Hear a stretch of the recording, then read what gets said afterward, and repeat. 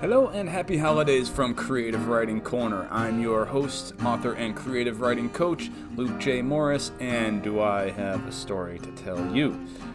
Sorry you haven't heard from me in a month. I was going along pretty well on NaNoWriMo. That was my last post. It was around the middle of November. And I was coming along pretty well on NaNoWriMo. I was up above 30,000 words, and that's kind of where I came to a dead stop.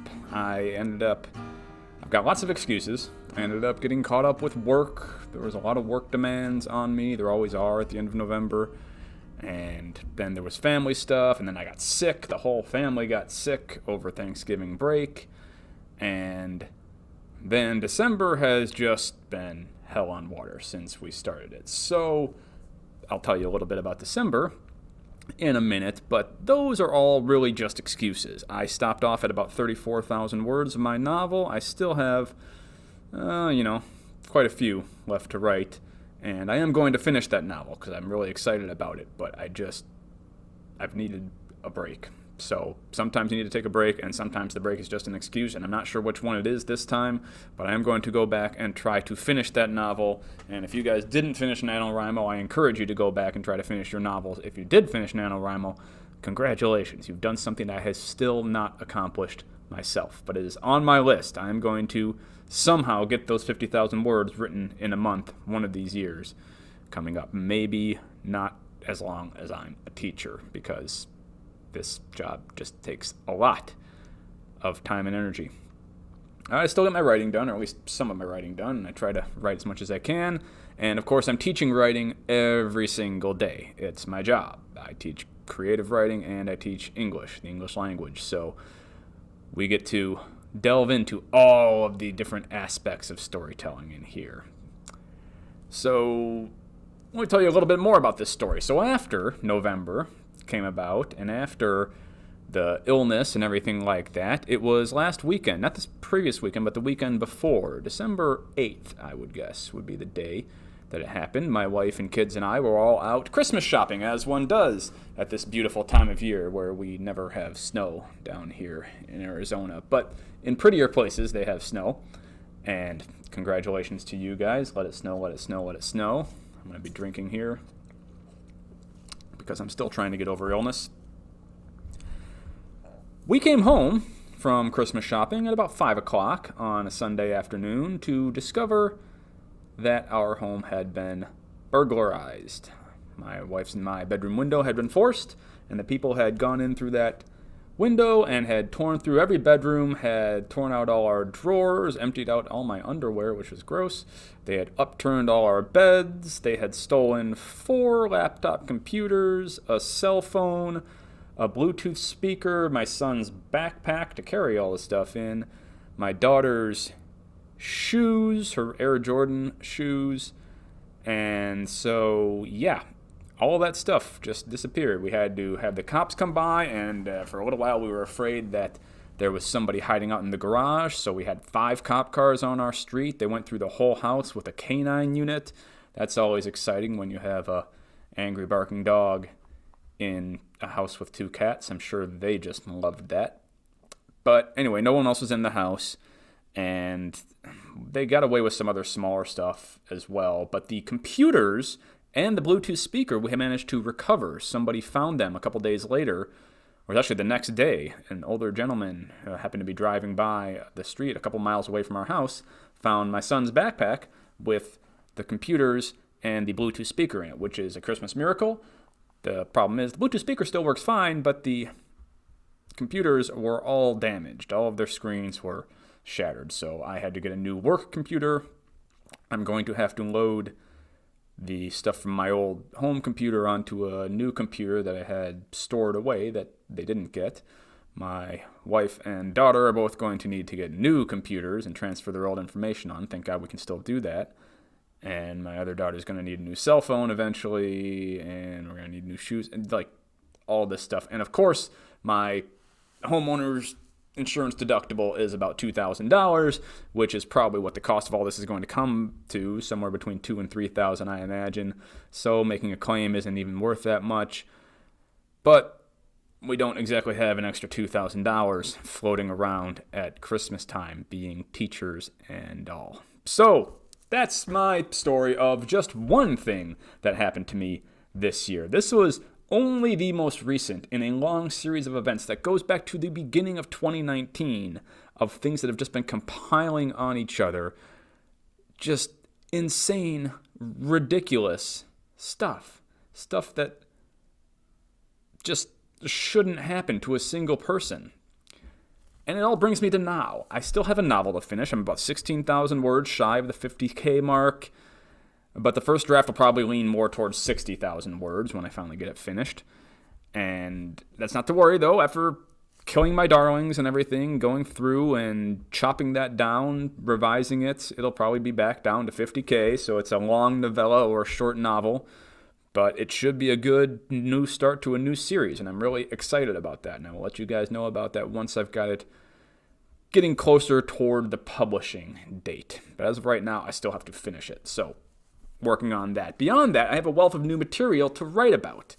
I've got a whole bunch of writing to do in the next year, and this year has given me so much to write about. And I'm not talking about writing nonfiction. I'm not just going to write a memoir of my year. If I was going to write a memoir of any year, 2019 would probably be it, because we've had some ups and downs. It's been a roller coaster of a year, but it's all been incredibly unexpected and ridiculous. It's just, you wouldn't believe it.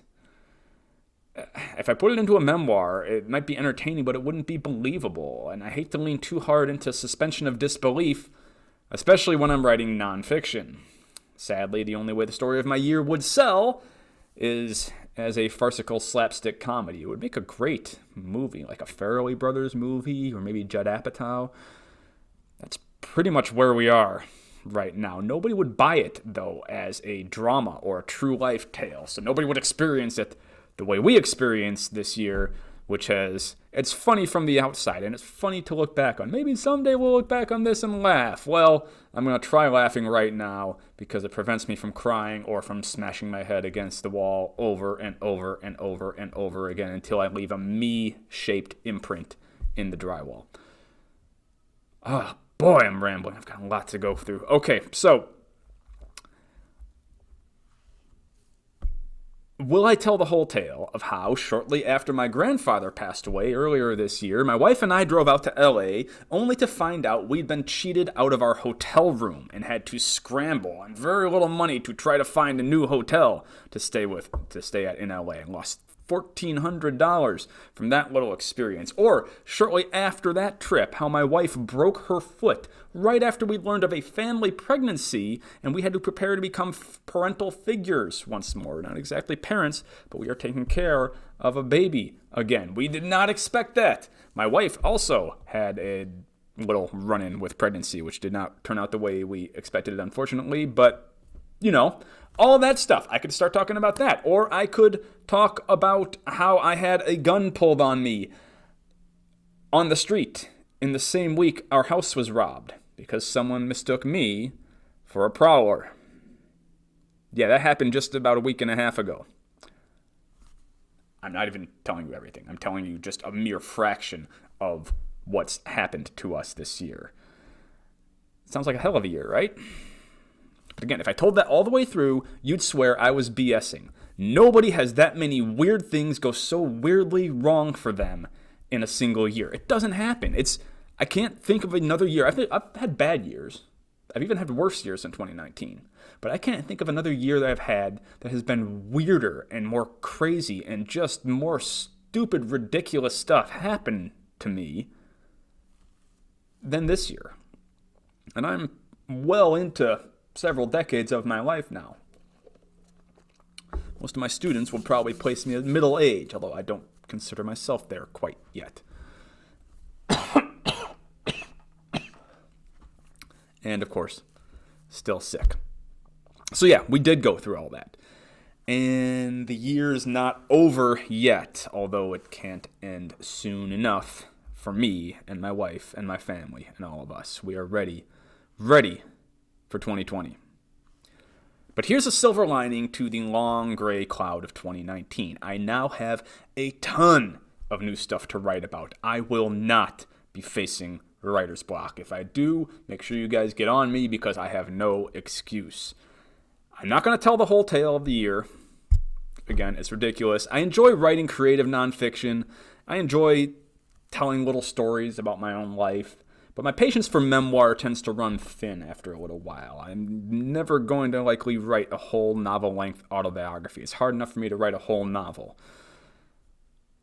No, so what I have here are more the roots of stories, the roots of fiction stories. They're filler parts that I'm going to use to bulk up my writing in other place. Whenever I need an idea for a new story, if I'm sitting and staring at a blank page, or a side plot to add depth to a more involved narrative, or something to just shake things up for my characters and knock them out of their complacent status quo, I have a whole well filled with bizarre twists to run them to. I've just been filling up this well of story all year.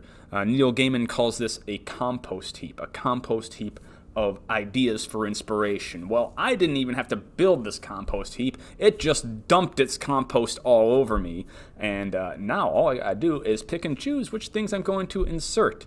So as an added bonus, I know that each little twist here that I throw in from my own experience, they'll all ring true because they really happened. I was there, and I'm privy to all the details I need to make each scene come alive, to make them ring true to a reader or audience. So if I bump into that old grinchy writer's block again, it shouldn't be too hard to overcome him, to beat him back down the chimney. I'll just throw in a dead or dying relative, a shady business deal, an inconvenient injury, an even more inconvenient but beautiful pregnancy or two, a home robbery, a dangerous street encounter with a would-be vigilante, or any other event from 2019's bag of tricks, and I'll be right as rain. The lesson today is when life gives you lemons, don't make lemonade.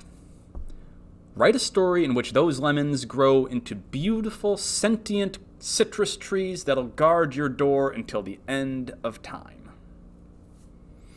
Take your trauma and tell a tale from it.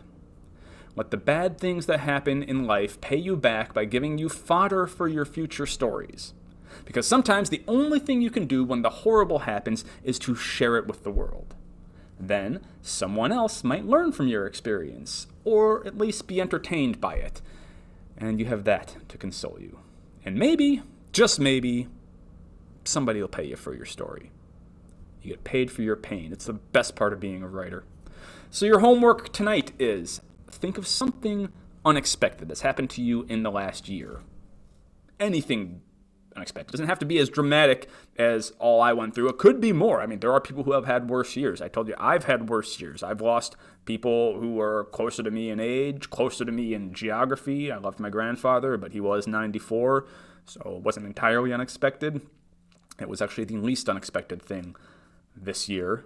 Still painful, but some people have had more painful years. You can build that in, or just more unexpected surprises. Throw that in to a story. Incorporate that into an original fiction story of your own, and see, does it add veracity or truthfulness to the tale you're telling? Give it a go. Let me know if it works for you. Let me know how it works for you, and how you can incorporate this. Incorporate truth into your fiction. Thanks for tuning in to Creative Writing Corner. I'm Luke J. Morris, wishing you a happy Chris Mahana Kwanzaa.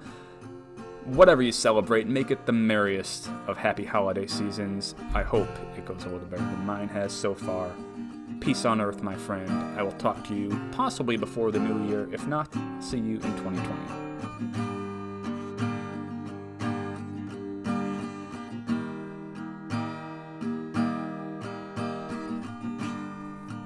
Hey guys, thanks for checking out Creative Writing Corner. If you like this video, watch some of the others on the channel. I'm always looking to help you guys improve as writers and to write more and write better. That's what I'm trying to do for myself, and that's what I try to do for all my students, so I'm hoping it works for you as well. Please subscribe to the channel, like the video, share it on all the platforms with everybody you know. I hope you guys are having a happy holiday season. Watch all the rest of the videos on the channel. It's fun, and I am going to give you guys a few other YouTubers I recommend next time. That'll be part of my Christmas gift to you. So anyway, until then, happy holiday season, and I will talk to you soon.